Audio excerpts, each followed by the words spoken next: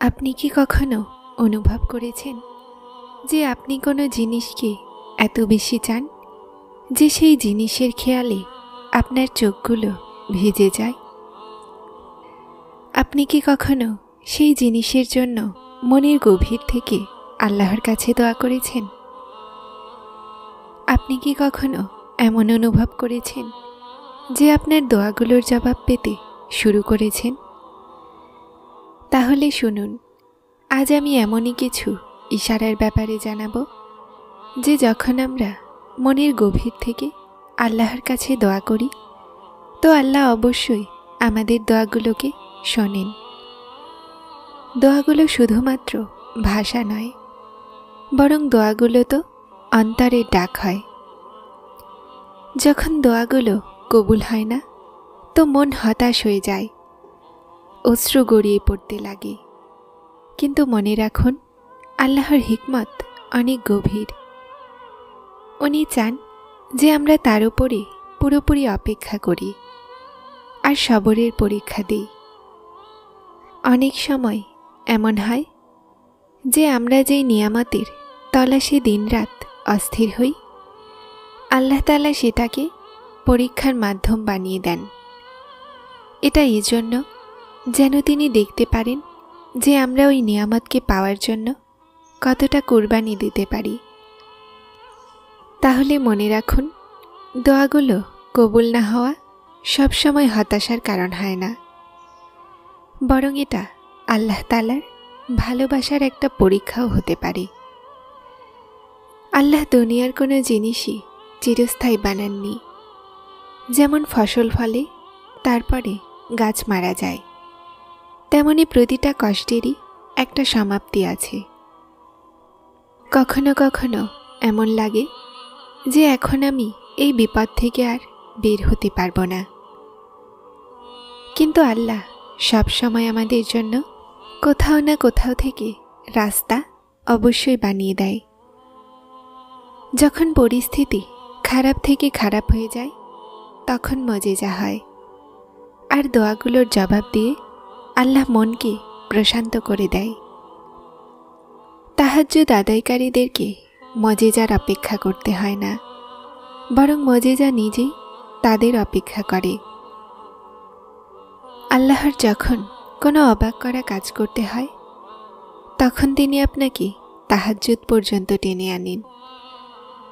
তাহাজ্জুদের ফল শুধু আর শুধুমাত্র কোন তাহাজ্জুদের শক্তির সামনে কোনো জিনিসই টিকতে পারবে না, আপনার ভাগ্য নয়। একটা বিশেষ ব্যাপার আছে এই নামাজের, যে এটা হারে না, না বাধার সামনে কাঁপাকাঁপি করে।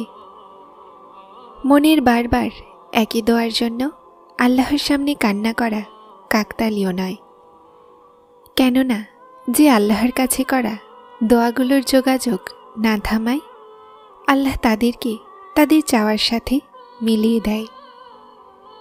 সবরের মানে দোয়াগুলো থেকে পিছনে সরে যাওয়া নয়, বরং দোয়াগুলোতে অটল থাকা। আর আল্লাহ সবরকারীদেরকে ভালোবাসেন, আর নিশ্চয়ই আল্লাহ সবরকারীদের সাথে আছেন। সবরের ফল খুবই মিষ্টি হয়। যখন আমরা সবর করি তো আল্লাহ আমাদের মনকে শান্তি আর প্রশান্তিতে ভরে দেন। আর মনে রাখুন, আল্লাহর ওয়াদা যে তিনি সবরকারীদেরকে অবশ্যই নাজাত দিবেন। শুধু বিশ্বাস রাখুন, সবরের পরে আপনার জন্য সেই মজেজা আছে যা আপনাকে সেই সীমা পর্যন্ত অবাক করে দিবে যে আপনি আপনার সমস্ত দুঃখ ভুলে যাবেন। যেই সবরকে আপনি সমাপ্তি ভাবছেন সেটা আল্লাহর কোণের আওয়াজ। সবর তো এটা নয় যে আপনি আল্লাহর কাছে চাওয়া ছেড়ে দিবেন। সবর তো এটা যে আপনি আল্লাহর মজেজার তখনও অপেক্ষা করবেন যখন প্রতিটা আশা শেষ হয়ে যায়।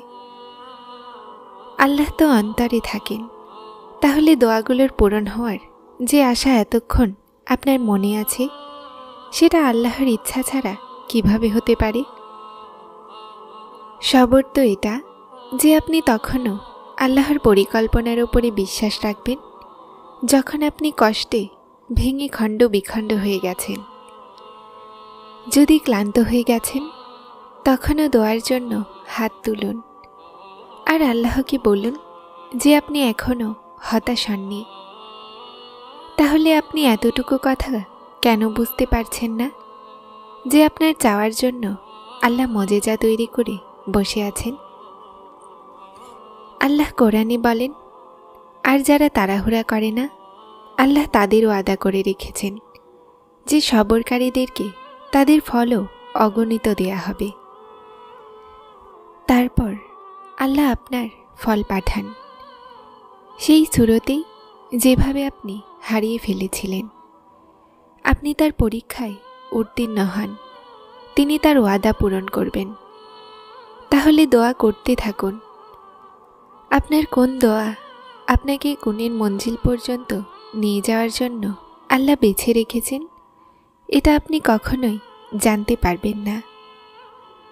আপনাকে আল্লাহর ওপরে পুরোপুরি বিশ্বাস রাখতে হবে দোয়াগুলো কবুল হওয়া পর্যন্ত। আপনাকে সবর করতে হবে আল্লাহর কোন বলা পর্যন্ত। আপনার বিশ্বাসের পরীক্ষা সবসময় আপনার থেকেই শুরু হয়। আল্লাহ আপনাকে আপনার ভয় দিয়ে পরীক্ষা করেন।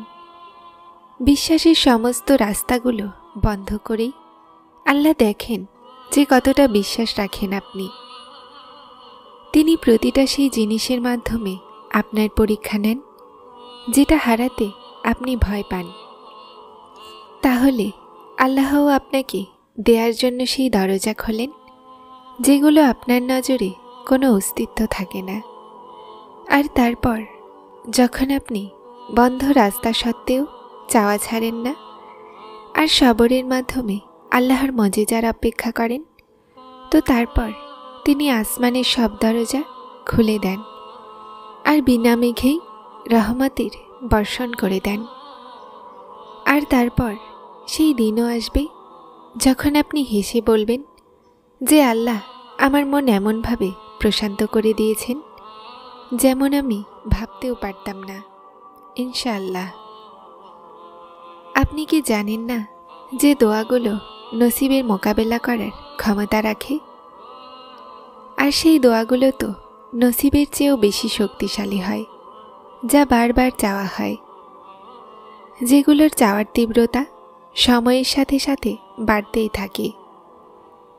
এজন্য যখন কোনো জিনিস আপনার নসিবের অংশ হয় না, তো আল্লাহ সেই জিনিসকে নিজের বানানোর জন্য সময় দেন। এজন্যই আল্লাহ আপনার দোয়াগুলোকে নসিবের উপরে জায়গা করে দেন। দোয়া আল্লাহর সন্তুষ্টির অংশ। আর যদি আপনার দোয়াগুলো কবুল না হতো, তো আল্লাহ দোয়াগুলোর দিকে আপনার মন কেন লাগাতেন? ভালো ধারণা রাখো, কেননা ভালো ধারণা রাখনেওয়ালাদের জন্য আল্লাহ অসম্ভব মাধ্যমেও এমন সম্ভব করে দেন যেগুলো দেখে অবাক হয়ে যায় সবাই। আপনার দোয়াগুলো হয় আপনার জীবন বদলে দিবে অথবা আপনাকে বদলে দিবে, কিন্তু বৃথা কখনোই যাবে না। এটাই আপনার আল্লাহর আপনার কাছে ওয়াদা। উনি আপনার প্রতিটা ডাককে শুনছেন। আপনার অশ্রুগুলো তার জন্য অনেক দামি। উনি খুব জলদি আপনার দোয়াগুলোতে কোন বলবেন। এই দেরি শুধুমাত্র আপনার সবরের পরীক্ষা। বিপদে আমাদের আল্লাহর রহমত আর সাহায্যের বিশ্বাস থাকা উচিত। যারা চ্যানেলটিতে নতুন এসেছেন তারা সাবস্ক্রাইব করে হেদায়েতের সাথে থাকুন। আসসালামু আলাইকুম।